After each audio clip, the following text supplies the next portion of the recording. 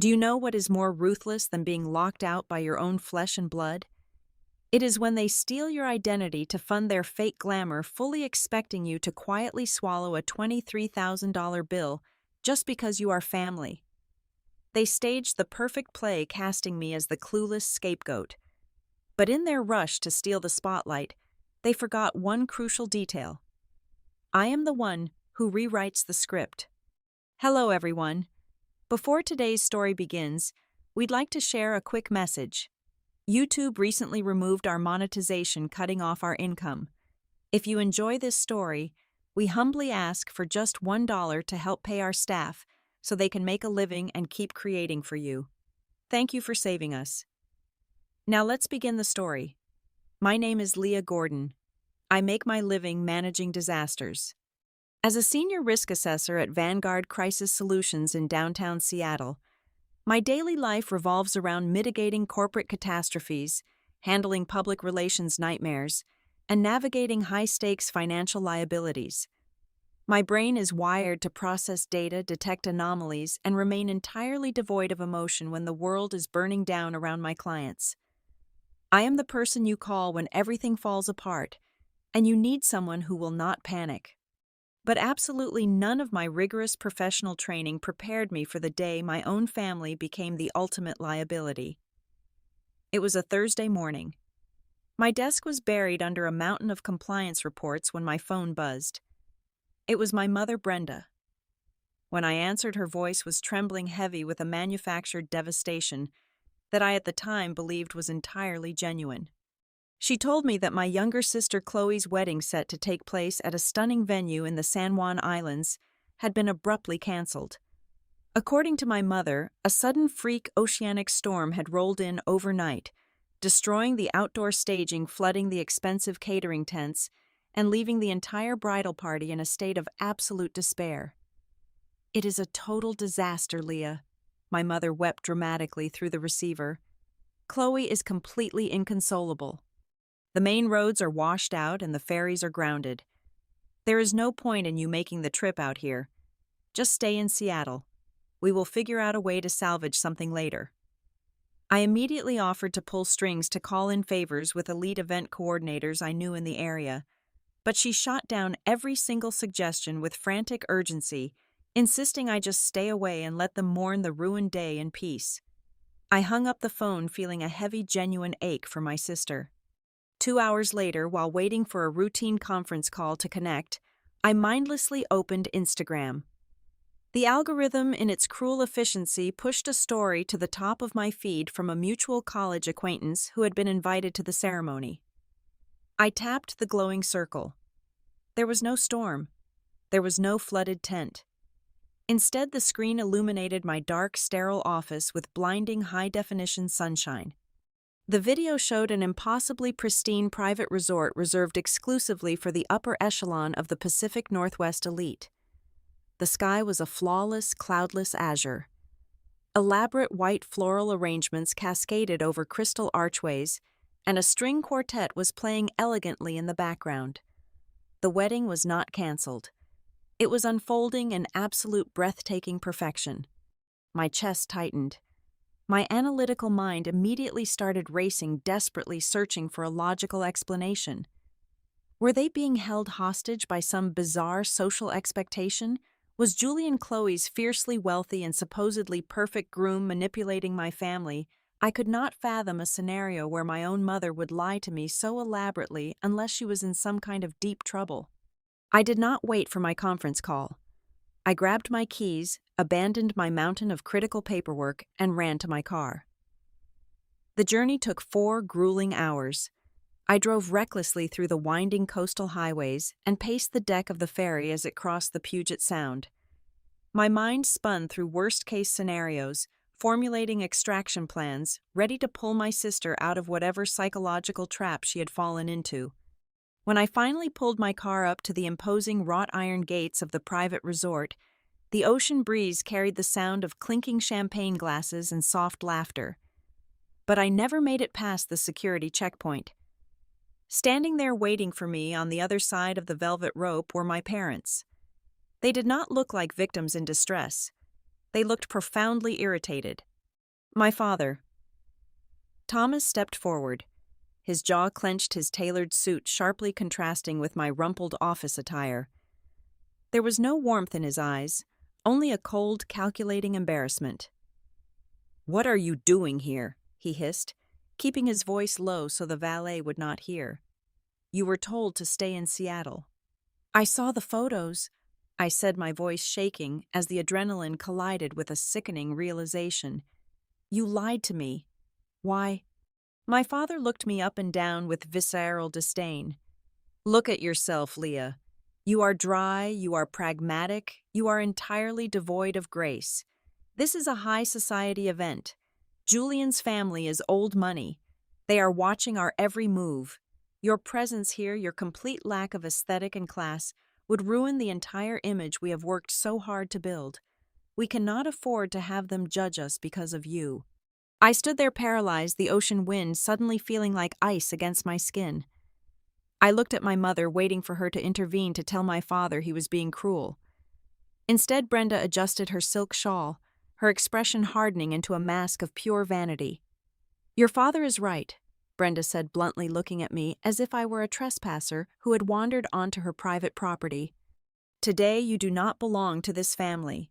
You do not fit in with this crowd. Go home, Leah. Do it to save face for your sister." I shifted my gaze past their shoulders. Down on the immaculate green lawn, bathed in golden sunlight, was Chloe. She was wearing a custom designer gown worth tens of thousands of dollars, radiant, and laughing, raising a crystal flute to toast with Julian. In that brief moment, the crowd parted and Chloe's eyes met mine through the iron gates. She saw me. I knew she saw me. The laughter died on her lips for a fraction of a second. But instead of running toward me, instead of looking guilty, she simply turned her back, adjusting her diamond earrings, and pretended she had absolutely no idea who the woman standing outside the gate was. The silence that washed over me was absolute. The frantic heartbeat that had driven me across the water simply stopped. I did not scream. I did not argue. I did not shed a single tear. The analytical part of my brain, the crisis manager, simply categorized the situation: catastrophic loss, unrecoverable asset. Without a word to the two people who gave me life, I turned around, got back into my car, and started the engine. I drove back to the mainland, enveloped in an echoing, infinite emptiness. In that 4-hour return trip, the sister and the parents I thought I knew ceased to exist. I had officially and permanently closed and locked the door on my family. 3 weeks passed. 21 days of absolute radio silence. I buried myself in corporate damage control, actively blocking the memory of those wrought iron gates out of my mind. My emotional detachment, a tool I usually reserved for hostile corporate takeovers, had become my primary survival mechanism. I was sitting in my glass-walled office reviewing a complex merger-acquisition file when the private line on my desk phone rang. "Am I speaking with Leah Gordon?" The voice on the other end was clipped, sterile, and distinctly corporate. "Speaking," I replied, my eyes still scanning the legal document in front of me. "This is Marcus from the Asset Recovery Division at Sterling Point Financial. I am calling regarding an outstanding rejected final payment to Luminary Elite Events. As the primary guarantor on the corporate line of credit, we require immediate settlement of $23,000 to avoid further penalty actions." My hand stopped moving. The pen I was holding hovered frozen above the paper. My professional brain instantly compartmentalized the sudden shock, automatically activating a protocol of pure logic. "There must be an administrative error," I stated, my voice completely flat. "I do not hold an account with Sterling Point Financial, nor am I a guarantor for any corporate line of credit."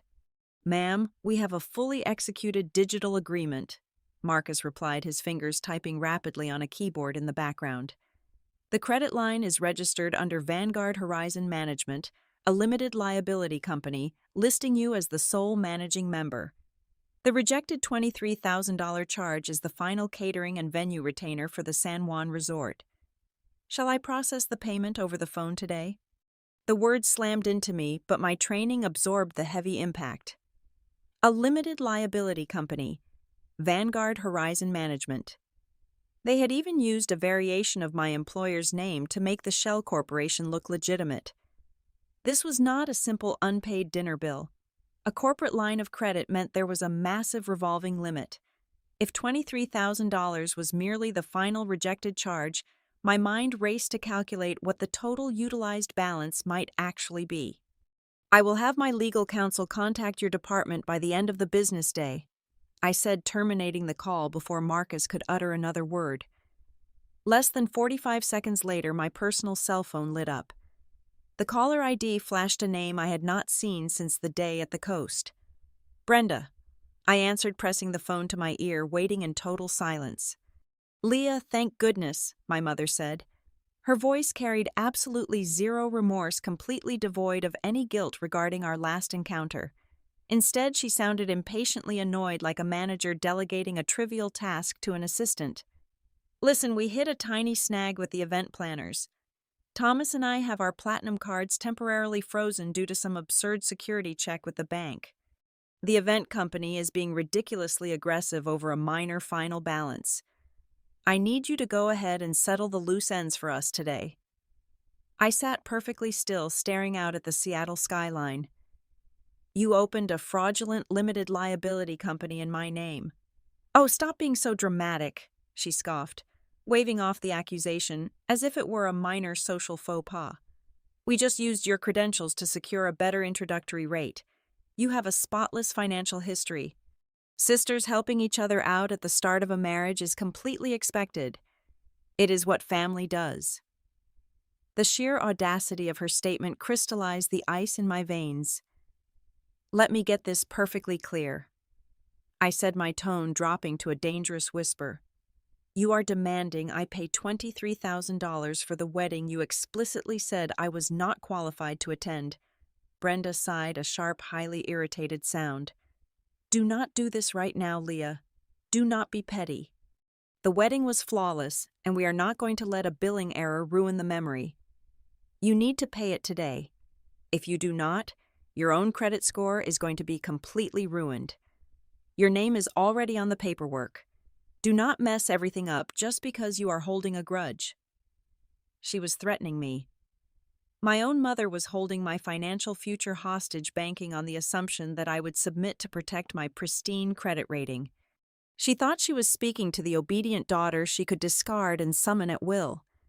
She forgot she was speaking to a crisis manager. I ended the call. I did not say goodbye. I did not yell. I simply hung up, dropping the phone onto my desk. The brief window of vulnerability I had left for my family shattered instantly, replaced by a cold, calculated state of absolute alert. The hunt had officially begun. I locked the heavy glass door of my office and drew the blinds. The time for familial obligation was entirely over. Now I was operating strictly within my professional domain. I bypassed my standard work computer and booted up my encrypted personal laptop. My first call was not to the police, but to a former university peer who now operated as a senior white-collar crime attorney in a prestigious downtown firm. "David," I said the moment the secured line connected, keeping my voice entirely devoid of panic. "I need a comprehensive shadow trace on a corporate entity. Total discretion. I need everything from the foundational paperwork to the authorized signatories." "Give me the name," he replied smoothly, hearing the absolute seriousness in my tone. "Vanguard Horizon Management. Pull the incorporation filings and the credit lineage. I need it an hour ago." "Consider it done," he said, terminating the call. Within 2 hours, a heavily encrypted digital file arrived in my secure inbox. I poured a cup of black coffee, sat back in my leather ergonomic chair, and began to dissect the anatomy of my own financial murder. The sheer mechanics of their betrayal were sickeningly precise. The articles of incorporation for the Shell Company had been filed exactly 4 months prior. To establish the massive corporate credit line, they needed a pristine credit history and my social security number. I tracked the document trail backward and found the exact source. They had dug up an old archived college financial aid application from a decade ago, extracting the 9 digits that tied my identity to the national financial grid. But the most disturbing element was the authorization documentation.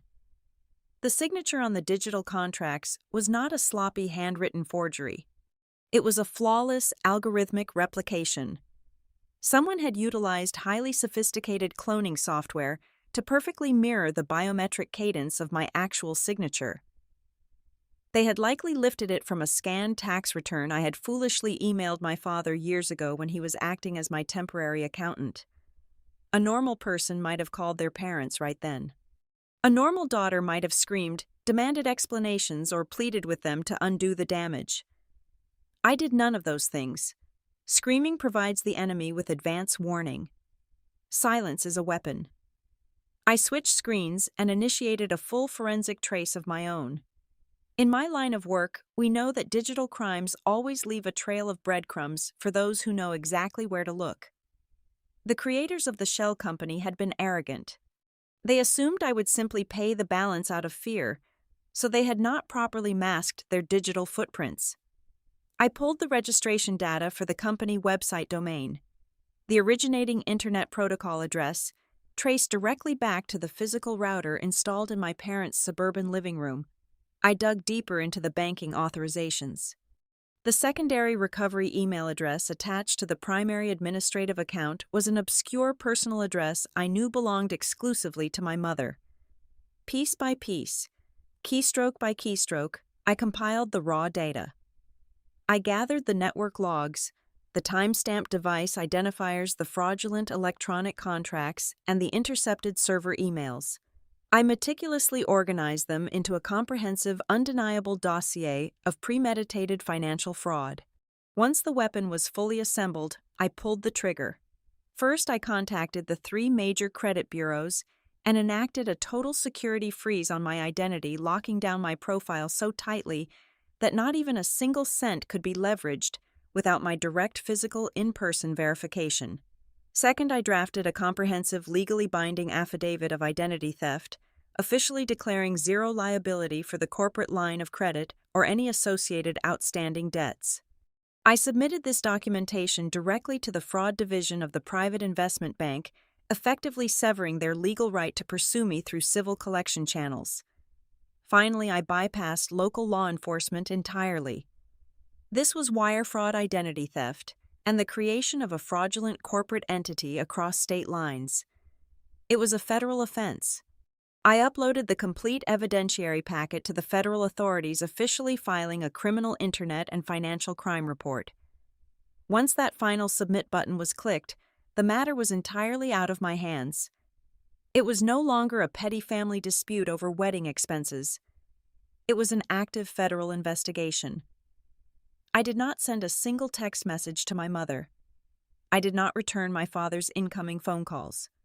Instead, I logged into the billing portals and rerouted all the incoming corporate correspondence. I made absolutely sure the automated mailing systems updated their primary physical targets.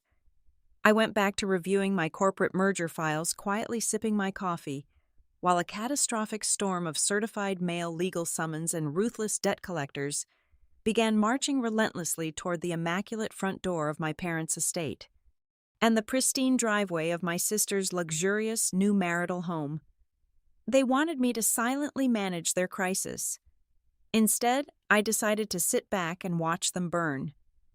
It took exactly 14 days for the bureaucratic wheels of the federal banking system to finally grind into gear, and when they did, the shift in my family's demeanor was instantaneous and violent. The annoying automated collection calls from the Asset Recovery Division ceased entirely, replaced by the terrifying, silent weight of an active criminal fraud probe. The private investment bank did not just freeze the fraudulent corporate accounts. They dispatched certified legal letters regarding potential wire fraud and identity theft directly to the registered addresses. The illusion of my family's control shattered overnight. My phone, which had been silent for weeks, suddenly erupted into a relentless frenzy. I was receiving over 50 text messages a day. They morphed rapidly from annoyed demands to panicked bargaining, and finally, when I maintained absolute radio silence, to venomous, unhinged rage. Cornered animals do not apologize, they attack. When they realized the legal system was closing in and I was not going to save them, my parents launched a textbook, highly coordinated smear campaign.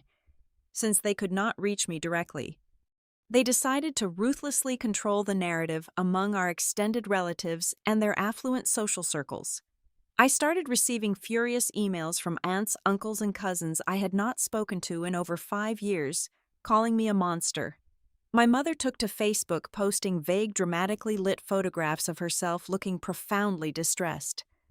Beneath these images, she wrote long, rambling paragraphs about the sheer heartbreak of raising an ungrateful, malicious child. She publicly labeled me a family traitor.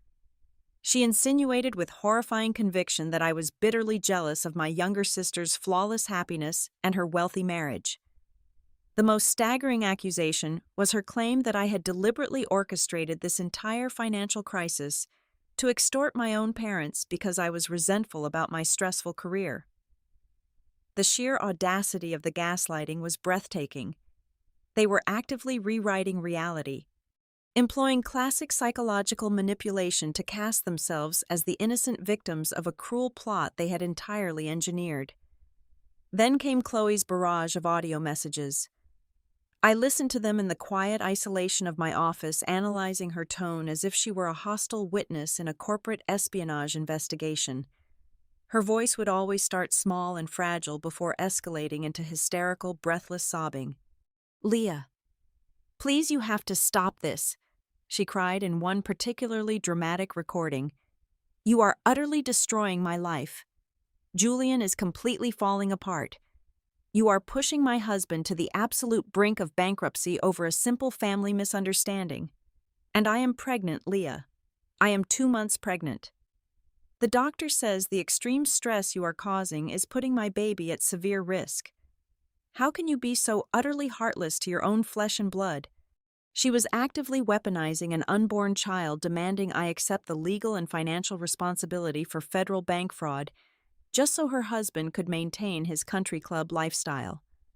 She painted Julian as a helpless victim of my corporate bullying, completely ignoring the fact that they had both happily funded their luxury wedding with my stolen identity. The psychological warfare finally peaked on a rainy Tuesday morning. The receptionist on the ground floor of the Vanguard building called my direct line, her voice tight with obvious discomfort. My father Thomas was down in the lobby. I did not go down to meet him. Instead, I pulled up the live security camera feed on my secondary monitor. He had dressed down for the occasion, wearing a rumpled, oversized sweater instead of his usual tailored suits, playing the role of a broken, desperate patriarch to absolute perfection. He was pacing frantically near the security turnstiles, raising his voice just enough to ensure the morning commuter crowd could hear every word. He was begging the guards to let him upstairs loudly, lamenting that his cold-blooded corporate daughter was trying to send her elderly parents to a federal prison over a simple banking error. He wanted a massive public spectacle. He wanted to humiliate me and shame me into compliance right in front of my colleagues and superiors. I picked up the phone and connected directly to the head of building security. "The man causing a disturbance in the lobby is a hostile liability," I instructed, my voice completely unwavering. "He has no appointment. Escort him off the premises immediately.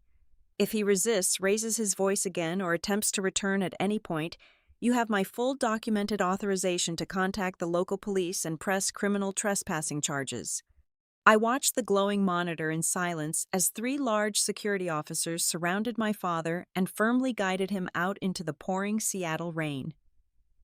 Once the lobby was clear, I made one final phone call for the day. I contacted an elite digital security firm based in Silicon Valley, instantly authorizing a $10,000 retainer fee. Their mandate was simple and absolute. They were to systematically scrub the entire internet of any public link between me and my biological family. Every tagged photograph, every social media mention, and every public directory listing was to be permanently erased from existence. If my family wanted to play the tragic victims in their own fictional play, they were going to have to do it completely alone. The absolute darkest truths do not announce themselves with a sudden crash.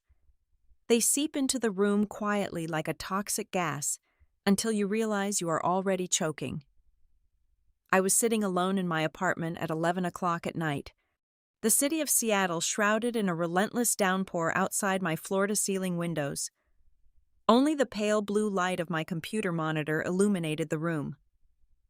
My phone buzzed on the glass coffee table. It was David, my white-collar crime attorney. In our line of work, a phone call an hour before midnight never delivers good news. I have the preliminary findings from the Federal Financial Crimes Division. David said, his voice unusually grim, stripped of its usual slick courtroom confidence. "Leah, you need to sit down. We found the bottom of the well, and it is exponentially worse than a catering bill." I pressed the phone tighter against my ear, my eyes locking onto the blurry streetlights far below. "Give me the exact damage." That $23,000 charge that bounced was just the final desperate swipe on a maxed-out corporate card, David explained, his words methodical and heavy. The auditors pulled the complete ledger for the Vanguard Horizon Management shell company. Over the past 6 months, they have been drawing massive cash advances, wiring funds to offshore vendor accounts, and leasing luxury assets. The total amount siphoned from your identity is just shy of $150,000.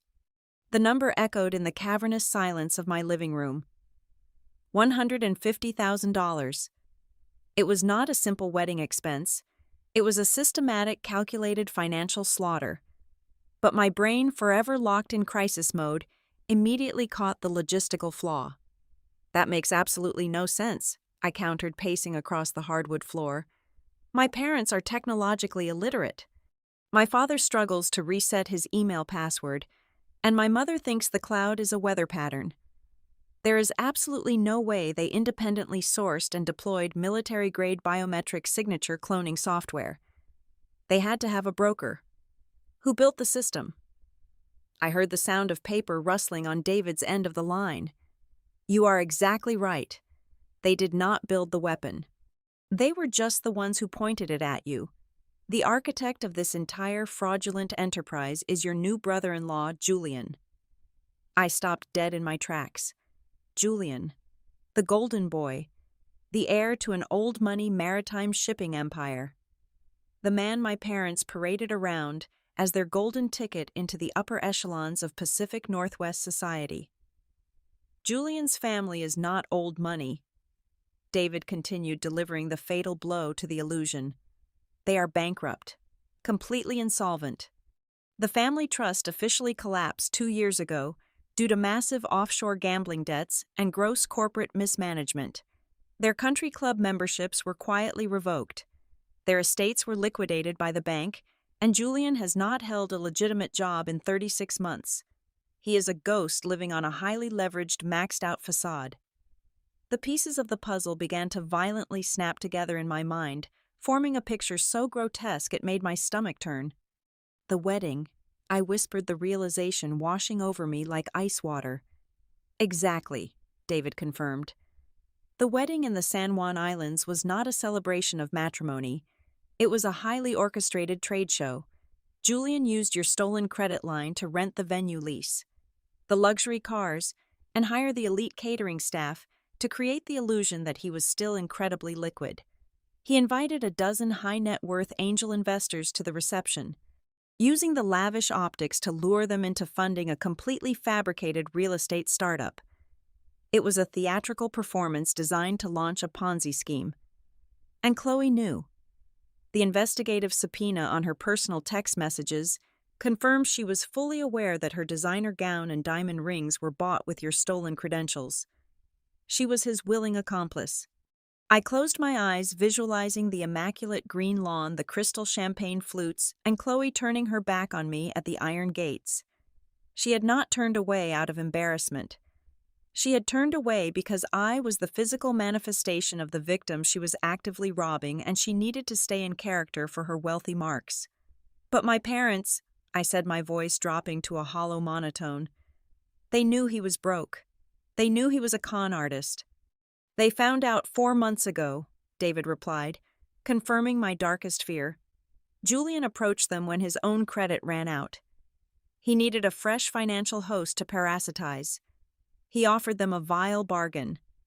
If they provided him with the necessary seed money to pull off the wedding and launch his fake company, he promised to cut them in on the fraudulent investor capital. He promised to elevate them into the elite social circles they had always desperately craved. He provided the cloning software. Your parents voluntarily fed your social security number into the machine. The sheer depravity of their rationalization was staggering. In the forensic emails David forwarded to me moments later, I read the exact words my mother and father used to justify my execution. They did not feel guilty. They felt entitled. They discussed my high corporate salary with visceral envy. They wrote in plain text that I made an obscene amount of money, that I was a ruthless corporate shark who did not need the cash, and that when the debt finally blew up, I would simply absorb the damage to protect the family name. They sincerely believed I was nothing more than an emotional and financial shock absorber, built entirely to carry the weight of their pathetic vanity. I stood by the window staring out at the rain, feeling a profound, chilling clarity settle deep into my bones. This was never a story about a family making a desperate mistake to fund a wedding. This was a story about predators. My parents had looked at their eldest daughter and seen nothing but a disposable asset. They had consciously chosen to join a criminal syndicate, allying themselves with a professional fraudster, to buy their way into a fabricated high society. They had sold my blood, my future, and my name for a fleeting taste of an illusion. They thought I would eventually just shoulder the burden, quietly cleaning up their mess, the way I managed corporate disasters for my clients. They vastly underestimated the kind of monster they had created. I hung up the phone with David, walked over to my desk, and opened my laptop. The time for gathering evidence was over. It was time to finalize the execution. Exactly 72 hours after the federal investigation was officially classified as active, Julian's retained legal counsel desperately requested a private mediation. The meeting was scheduled to take place in a sprawling, mahogany-lined conference room on the 40th floor of a downtown corporate law firm. They wanted to settle the matter behind closed doors. They still operated under the pathetic delusion that this was merely a family dispute over money, a minor civil disagreement that could be smoothed over with fake tears and empty promises. When David and I walked into the room, the contrast between the people sitting across the table and the pristine, arrogant family I had seen at the wrought iron gates of the resort was staggering. The sheer stress of the impending federal hammer had aged my parents by a decade. My father, Thomas, looked utterly hollowed out. His shoulders slumped beneath a suit that suddenly seemed 2 sizes too large. My mother, Brenda, nervously picked at her cuticles, her eyes darting around the room, completely stripped of her usual haughty superiority. Chloe sat next to Julian, her face pale and drawn, clutching a designer handbag like it was a flotation device.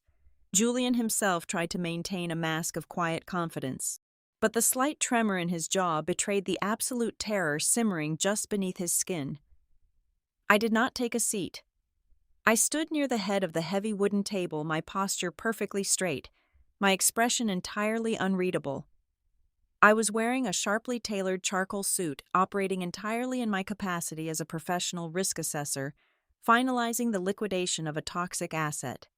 Julian's lawyer, a slick, overpaid defense attorney, cleared his throat and slid a thick, bound document across the polished surface toward me. "Leah, we are all family here," the lawyer began, employing a sickeningly gentle tone designed to de-escalate hostilities. "Your parents and Julian recognize that lines were crossed. They are prepared to make you entirely whole. We have drafted a legally binding promissory note. They will repay the entire balance of the corporate credit line in monthly installments over the next 10 years. In exchange, we simply need you to sign this non-disclosure agreement and formally withdraw your criminal complaint with the bank." Immediately, the emotional theater commenced. My mother began to weep loudly into her hands. "Please, Leah," Brenda sobbed, her voice cracking. "We made a terrible, stupid mistake. We just wanted the best for your sister. Do not tear our family apart over a piece of paper. We will pay you back every single cent. Just drop the charges." Chloe chimed in, her voice shrill and desperate. "You cannot do this to me. I am having a baby. You are going to leave my child without a father if you push this into court." I let their pathetic chorus echo against the glass walls of the conference room for a long, agonizing moment.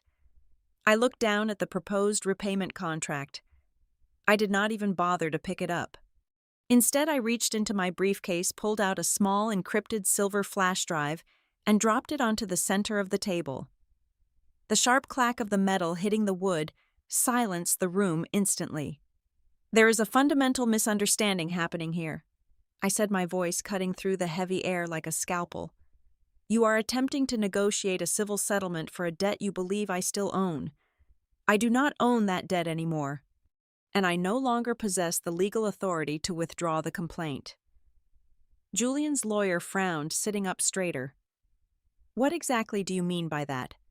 "I mean that I did not just file a fraud report with the private investment bank," I explained slowly, ensuring every single syllable landed with maximum impact.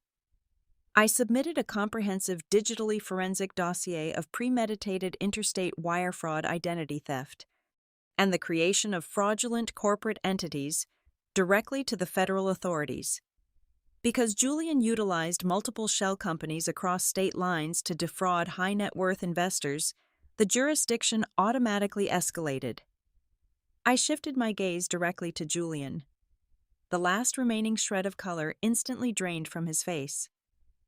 "The flash drive on this table contains the unredacted discovery file that the federal prosecutors will be formally submitting to a grand jury by the end of the week." I continued, watching his eyes widen in absolute horror. "This is no longer a family matter. It is a federal criminal indictment. You are not facing a collection agency, Julian. You are facing the United States government." The room erupted into total chaos. The illusion of control completely disintegrated.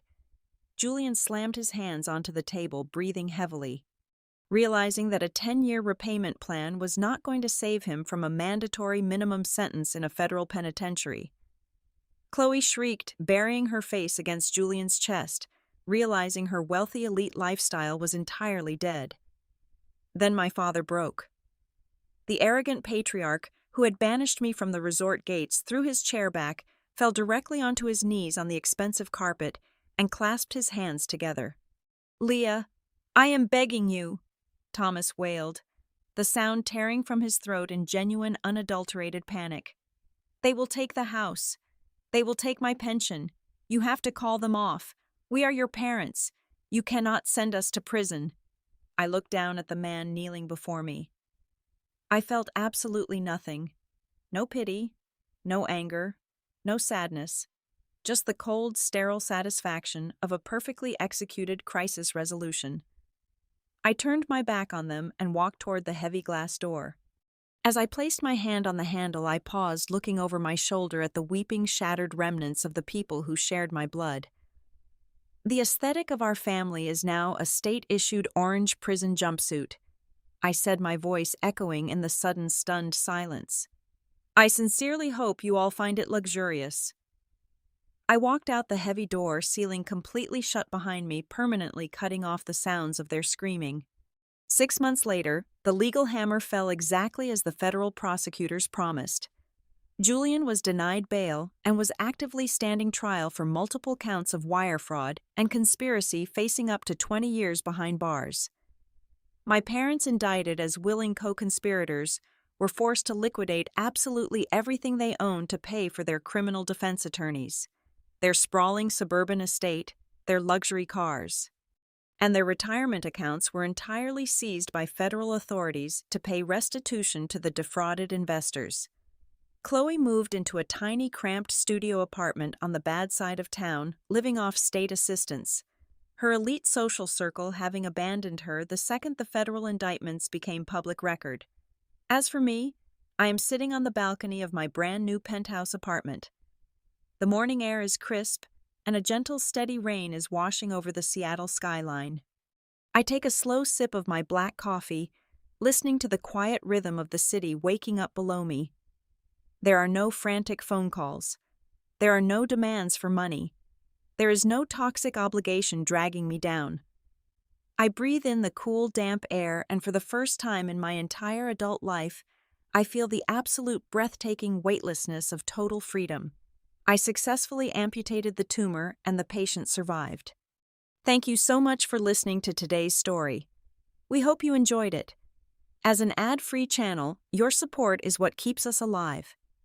Please support Vivian Revenge Stories with just $1 via the QR code on the screen or click the link in the description box or pinned comment. Also, we'd love to connect with you. Please leave a comment telling us which city or state you're listening from. Thank you for standing with us, and see you in the next stories.